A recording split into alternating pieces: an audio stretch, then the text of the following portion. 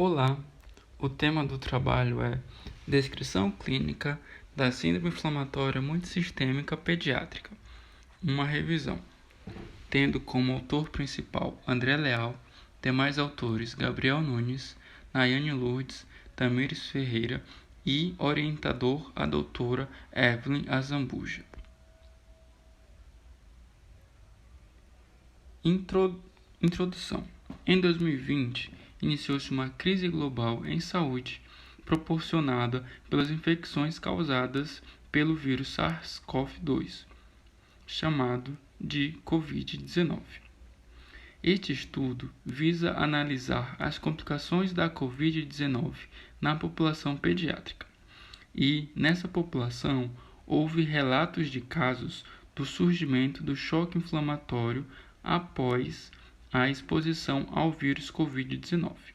E desde então, iniciou-se o estudo e a descrição de uma síndrome chamada Síndrome Inflamatória Multissistêmica Pediátrica após a exposição ao Covid-19 na população pediátrica. O objetivo deste trabalho é analisar a descrição na literatura recente a respeito das evidências clínicas sobre a síndrome inflamatória multissistêmica na pediatria, abreviada de SIMP.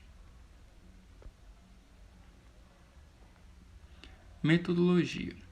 Este resumo é uma revisão de literatura com consultas realizadas nas bases de dados Cielo e Biblioteca Virtual em Saúde, com as seguintes palavras-chave: Covid-19, pediatria e síndrome inflamatória. Foram utilizados artigos dos 2 últimos anos. Discussão. Para analisar a SIMP, a síndrome inflamatória multissistêmica na pediatria, foram analisados critérios para diagnóstico desta síndrome. E, segundo o Ministério da Saúde, este slide apresenta o quadro clínico para diagnóstico. Nessa população pediátrica, quais são as condições clínicas para diagnóstico? Febre elevada, com mínimo de 38 graus e persistente, ou seja, por 3 dias ou mais. Somado de evidência de Covid-19 ou história de contato com pessoas com Covid-19, marcadores inflamatórios elevados e tem de ser afastado qualquer outras causas de origem infecciosa ou inflamatória. Ou seja, a SIMP também é um diagnóstico de exclusão, tá?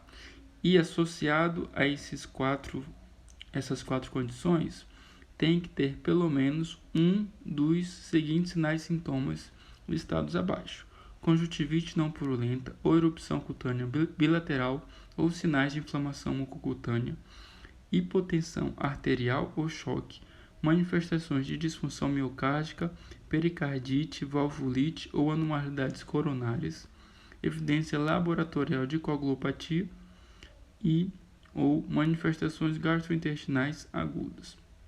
Ou seja, para o diagnóstico e notificação é necessário que o paciente se enquadre nas 4 condições iniciais e tenha pelo menos um dos sintomas ou sinais listados. Outro ponto é a semelhança de sintomas da nova síndrome inflamatória na pediatria após a exposição ao Covid com a doença de Kawasaki.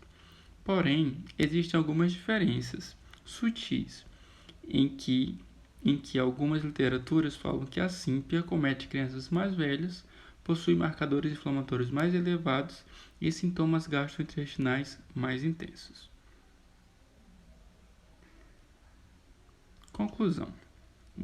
Os pacientes pediátricos previamente ígidos podem evoluir para um quadro de síndrome inflamatória multissistêmica pediátrica, apresentar sintomas graves e necessitar de cuidados terapêuticos intensivos. Por isso, é imprescindível conhecer as evidências clínicas sobre essa nova patologia para proporcionar um diagnóstico e cuidado precoce e assim evitar óbitos na população pediátrica. Referências. Essas são algumas das referências utilizadas para a produção deste resumo.